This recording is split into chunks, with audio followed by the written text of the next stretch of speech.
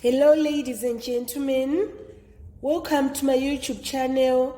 Today we are going to revise Combined Science Specimen Paper 2, November 2020. The paper is divided into 4 sections. Section A contains 6 questions from all categories of science, that is biology, chemistry and physics. It is the section which we are going to revise today. In the next session, we'll go through biology and then chemistry and lastly physics. Thank you guys for your support. I value your subscriptions, I value your views, comments and likes.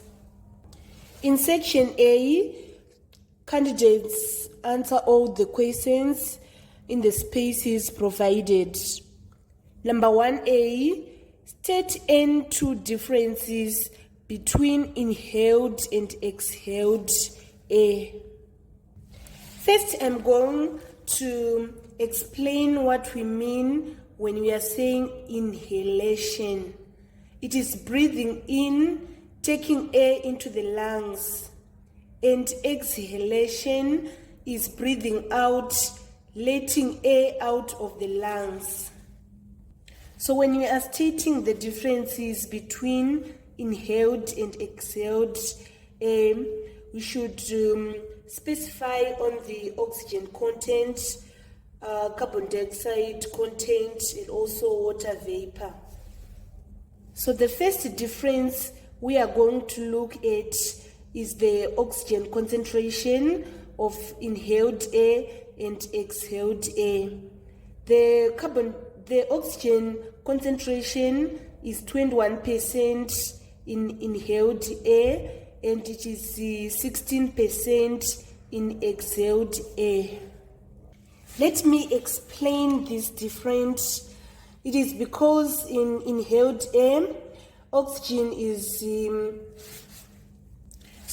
exhaled air, oxygen is removed from the blood by respiring cells. So blood returning to the lungs has lower oxygen concentration than the air in the alveoli, which means oxygen diffuses into the bloodstream in the lungs. In other words, we are saying oxygen concentration is higher in inhaled air than exhaled air, since it is taken by respiring cells, resulting in decrease in oxygen concentration when it is breathed out. Another difference is that inhaled air contains 0.04% carbon dioxide, while exhaled air contains 4% carbon dioxide. Let me explain this difference. Carbon dioxide is produced by respiration and diffuses into blood from the respiring cells. Blood transports the carbon dioxide to the lungs, where it diffuses into alveoli in a higher concentration in blood than the air in the alveoli. Another difference between inhaled and exhaled air is water vapor is lower in inhaled air and higher in exhaled air. This is because water evaporates from the moist lining of the alveoli into expired air as a result of the warmth of the body. By stating these differences, you obtain all your marks on number 1A. Let's move on to number 1B. Transpiration is the loss of water through plant leaves. State any one advantage of transpiration to the plant. The most advantage of transpiration to the plant is that it helps in the absorption and distribution of water and mineral salts in the plant. There are also other advantages of transpiration to plants. It provides coolness to the plant body. It helps in the development of the plant body. It helps in the exchange of gases. So in this case, we just have to state in one advantage of these advantages. And then on part 2, we are supposed to state one disadvantage of excessive transpiration. So wilting is common in noon due to transpiration being higher than the rate of water absorption. Wilting reduces photosynthesis. Wilting is kushaga in Shona. That wilting reduces the process of photosynthesis. Other disadvantages of excessive transpiration is that it reduces the availability of water inside plants. Water deficit decreases growth and hence plant gives a standard appearance. Since 98 to 99% of absorbed water is lost through transpiration, energy used in absorption and conduction of water goes waste. Part 3, state and 2 factors which increases the rate of transpiration. So there are so many factors which increase the rate of transpiration.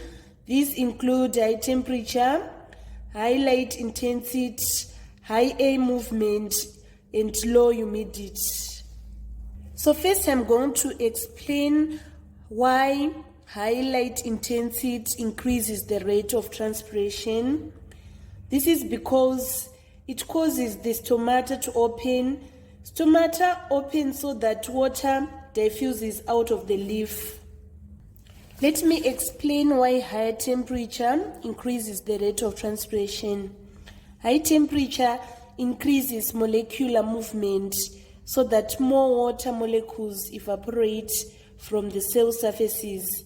Rate of diffusion of water molecules from the leaf is increased. High air movement increases the diffusion of more water from the leaf surfaces. Low humidity reduces the concentration of water molecules outside the leaf. Diffusion of water from the leaf is increased. So these are the factors which increase the rate of transpiration. In this case, we are supposed just to list N of these two four factors which I have written down. Let's move on to the next question. Number 2A, describe a natural ecosystem. A natural ecosystem is a community of living and non-living organisms where each component interacts together as a unit through biological, physical, and chemical processes. B, part 1, define the term balanced diet. Balanced diet contains all of the essential nutrients that the human body needs to grow, remain healthy, and be disease-free. Part 2, describe the importance of calcium to a pregnant woman. Calcium plays a key role in helping building baby's bones and skeletal system, heart and nerve development. Part 3, state the advantages of eating liver. Liver is an excellent source of both iron and vitamin B12, which work in combination to keep your blood cells in good working conditions. Liver is a high-quality protein source, vital for building and maintaining muscle mass. Let's move on to number 3. Number 3 is a chemistry question. On part A, we are having chlorine gas. He has 2 types of atoms as shown. State the name given to the 2 types of the chlorine atoms. They are known as isotopes. Isotopes are atoms with the same number of protons but different numbers of neutrons. For example, in this case, we have 17 here and 17 here. So it means they have the same proton number, but the neutrons, they are going to be different, because here we are going to say 35 minus 17 and we obtain 18 as our neutron. And then here we are going to say 37 minus 17 and we obtain 20 as our neutrons. So we can see that they have same proton number but different number of neutrons. And then on part 2, we want to calculate the number of neutrons in this isotope of chlorine. We are going to say 35 minus 17 and we obtain our neutrons as 18. Part B, chlorine reacts with sodium to form sodium chloride. Name the type of bonding in sodium chloride. This type of bonding is known as ionic bonding or electrovalent bonding. Let me explain why I have suggested that it is ionic bonding. Ionic bonds result from the transfer of electrons from a metal to a non-metal in order to obtain a full valence shell for both atoms. So this is what is going to happen.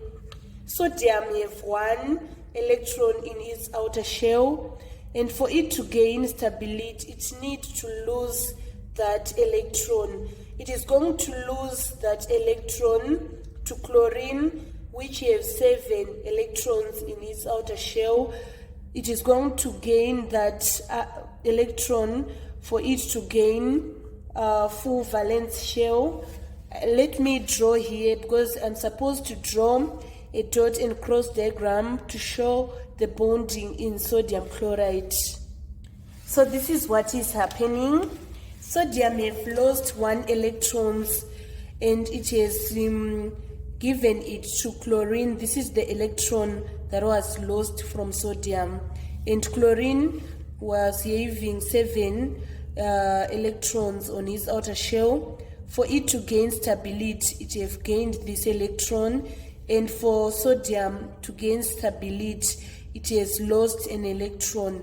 So we can see that both of them have attained full valence shell. We are having 8 electrons here and 8 electrons here. So this is a dot and cross diagram in sodium chloride. And then in part C, state and true physical properties of sodium chloride. Sodium chloride is the salt that we use in cooking. So we can see that salt is, there are white crystals which do not have odor but possess a taste. It is easily soluble in water and partially soluble or insoluble in other liquids. Other physical properties of sodium chloride, it is a good conductor of electricity due to the free movement of ions. It has high melting points and also high boiling points. Let's move on to number 4A. Indigestion is caused by too much dilute hydrochloric acid in the stomach. It is cured by ingesting antacids tablets. State with a reason the acid-base nature of the chemical presence in the antacid tablets. Antacid tablets contains magnesium hydroxide, which is a base. That magnesium hydroxide can react with excess hydrochloric acid present in stomach to produce magnesium chloride and water. The reaction neutralizes the acid and relieves the acid indigestion. B, part 1. Iron is extracted from an iron compound found in hematite. Name the iron compound in hematite. Iron 3 oxide is iron compound present in hematite ore. Let's move on to the next question. Two other solid raw materials are fed into the blast furnace together with hematite. Name the two raw materials and state a function for each of these materials. So the materials that are fed into the blast furnace together with hematite are coke and limestone. Coke provides heat needed to melt the ore, and secondly, when it is burnt, it has the effect of taking oxygen from the iron ore, leaving only pure iron behind. Limestone is used as a flux to remove impurities from blast furnace when making iron. Let's move on to the physics questions. Number 5A. Fig 5.1 shows a stroke in the operation of an engine. Identify, giving two reasons, the stroke shown. So the stroke that is shown is known as power stroke. So the reason why we have suggested that this is the power stroke, we can see that both the inlet valve and exhaust valve are closed. This is the description of a power stroke. So this is also the description of compression stroke. So to distinguish between compression stroke and power stroke, we are going to distinguish looking at the direction of the arrow. In the power stroke, the arrows are facing downwards, while in compression stroke, the arrows are facing upwards. Also in the power stroke, piston moves down and down the cylinder from top dead center to bottom dead center. Let's move on to the next question. Part B, state the role of fuel injector in a petrol engine. A fuel injector is a device for atomizing and injecting fuel into an internal combustion engine. It atomizes the fuel and forces it directly into combustion chamber at the precise point in the combustion cycle. Part 2, state the role of carburetor. Carburetor mixes air and fuel to make a combustion mixture. It is responsible for engine speed. Part 3, explain the advantage of a fuel injector over a carburetor. Fuel injection system provides better engine performance by allowing for more precise control of the air-fuel ratio, which results in more power and torque. Another advantage of fuel injector over carburetor is that fuel injector have improved fuel efficiency. Fuel injection are able to be more precisely control amount of fuel that is delivered to the engine, which can result in better fuel economy. Fuel injection systems are generally reliable than carburetors and requires less maintenance. Let's move on to number 6. Fig 6.1 shows a part of the design of a solar water heater. We are having a thin copper tubing. We are having our water in, and then the water is going to insulated storage tank, and we are using a copper plate. So part A, state with a reason the most suitable place for placing the solar water heater for best results. So the best place is placing the water heater on top of the roof. The reason is roof is normally unused space and it keeps the panels away from the used areas.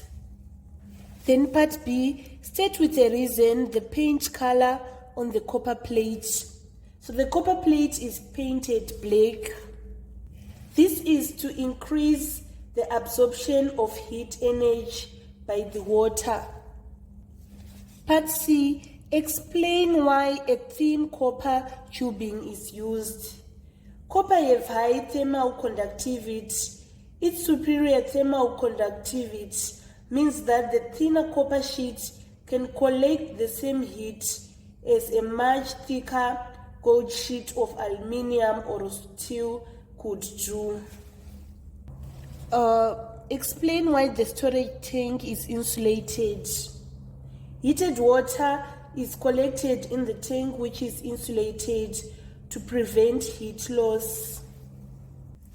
This marks the end of our revision on Section A of November 2020, Specimen Combined Science Paper 2. Thank you so much, guys, for supporting me by viewing my videos. Share the videos to your friends, and also don't forget to subscribe and inform your colleagues to subscribe also. I love you all. This is Evelyn signing out. See you tomorrow on biology section.